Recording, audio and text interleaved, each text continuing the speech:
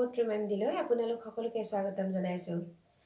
আজিৰ বিষয়টো আলোচনা কৰাৰ আগত মই কেইটামান কথা আপোনালোকৰ আগত শ্বেয়াৰ কৰিব বিচাৰিছোঁ। আমি আমাৰ জীৱনটোক চাগে সকলোতকৈ বেছি ভাল পাওঁ। আমি আমাক বেছি ভাল পাওঁ আৰু সেইবাবেই চাগে আমি জীৱনৰ লগত সদায় যুদ্ধ কৰোঁ। সদায় আমি বিভিন্ন ধৰণৰ কষ্টৰ মাজেৰে আমি জীৱনটো পাৰ কৰোঁ। আমি বহুত কষ্ট আমি সহ্য কৰিব পাৰোঁ আৰু সেই কাৰণটোৱে হৈছে আমি জীৱনক বিৰাটেই ভাল পাওঁ। কিন্তু কেতিয়াবা এনেকুৱা পৰিস্থিতি আহে, কেতিয়াবা এনেকুৱা কিছুমান ঘটনা আমাৰ জীৱনত হৈ যায় যেতিয়া কোনো ব্যক্তিয়ে কিছুমান এনেকুৱা এটা চৰম সিদ্ধান্ত লয়, তেওঁ নিজৰ জীৱনক শেষ কৰি পেলায়। হয়, আজি আলোচনা কৰিব লৈছোঁ আত্মহত্যা বা ছুইচাইড। আমাৰ আইনত ছুইচাইডৰ বিষয়ে বহুতো কথা কৈ থৈ দিয়া হৈছে, ছুইচাইডৰ কিছুমান ছেকশ্যন ৰাখি থোৱা হৈছে আৰু সেইবোৰে আজি আপোনালোকৰ আগত মই বিশদভাৱে আলোচনা কৰিব লৈছোঁ। IPC ছেকশ্যন 306, 309, 503 আৰু 506ত ছুইচাইডৰ বিষয়ে লিখা আছে বা তাৰ কাৰণে কি শাস্তি হ'ব পাৰে সেই ধৰণৰ কথা বিশদভাৱে আলোচনা কৰা হৈছে। IPC ছেকশ্যন 306ৰ কথা মই পিছলৈ ক'ম। আগতে মই বাকীকেইটা ছেকশ্যনৰ কথা ক'বলৈ ওলাইছোঁ। প্ৰথমতে কৈছোঁ IPC ছেকশ্যন 309ৰ কথা। যেতিয়া কোনো ব্যক্তিয়ে নিজকে শেষ কৰি পেলাই বা শেষ কৰাৰ চেষ্টা কৰে, তেতিয়া এই ছেকশ্যনটোৰ আণ্ডাৰত কিছুমান শাস্তিৰ বিধান ৰখা হৈছে। আপোনালোকে চাগে আচৰিত হৈছে যে আত্মহত্যাতনো আৰু কি শাস্তি হ'ব পাৰে বা কি হ'ব পাৰে। মই কৈছোঁ শুনক।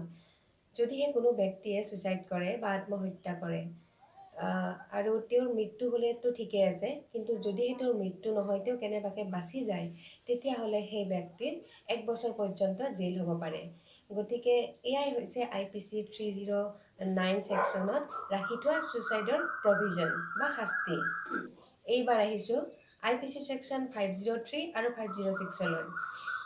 যদিহে আপোনাক কোনোবাই ছুইচাইড কৰিম বা আত্মহত্যা কৰিম বুলি আপোনাক ধমকি দিয়ে, অৰ্থাৎ সেয়া আপোনাৰ পত্নী হ'ব পাৰে, স্বামী হ'ব পাৰে, আপোনাৰ গাৰ্লফ্ৰেণ্ড হ'ব পাৰে বা আপোনাৰ বয়ফ্ৰেণ্ড হ'ব পাৰে। যদিহে তেওঁলোকে আপোনাক তেওঁলোকৰ কথা নমনাৰ বাবে আপোনাক আত্মহত্যা কৰিম বুলি ধমকি দিয়ে, তেতিয়াহ'লে আপুনি ততাতৈয়াকৈ গৈ ওচৰৰ সদৰ থানাত খবৰটো দিব লাগিব আৰু তেতিয়া সেই ব্যক্তিজনৰ 2 বছৰ পৰ্যন্ত জেইল হ'ব পাৰে। গতিকে এনেকুৱা ধৰণৰ কথাবোৰ সাধাৰণভাৱে নল'ব।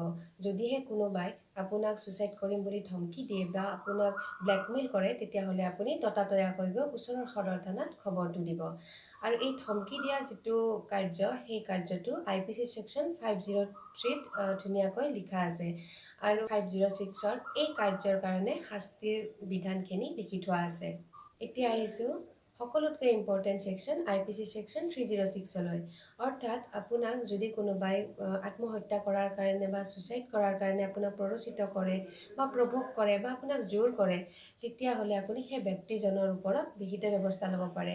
আপুনি ততাতৈয়াকৈ গৈ ওচৰৰ সদৰ থানাত এই বিষয়ে কমপ্লেইনটো দিব পাৰে আৰু সেই ব্যক্তিৰ 10 বছৰ পৰ্যন্ত জেইল হ'ব পাৰে।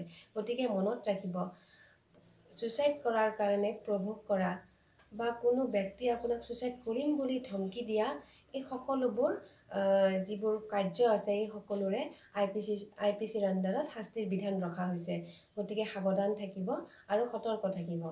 এই ভিডিঅ'টো যদি আপোনালোকৰ ভাল লাগিছে, তলত কমেণ্ট কৰি আপোনালোকে কমেণ্ট কৰি মোক জনাব পাৰে। আৰু যদি কিবা আপোনালোকৰ জানিবলগীয়া থাকে, তেতিয়াহ'লে তলৰ কমেণ্ট বক্সত কমেণ্ট কৰি আপোনালোকে মোক নিশ্চয় সুধিব পাৰে। আৰু আগন্তুক যদি আপোনালোকে এই ভিডিঅ'বোৰ চাই থাকিব বিচাৰিছে, তেতিয়াহ'লে মোৰ এই চেনেলটো ছাবস্ক্ৰাইব কৰি দিবলৈ নাপাহৰিব। ধন্যবাদ।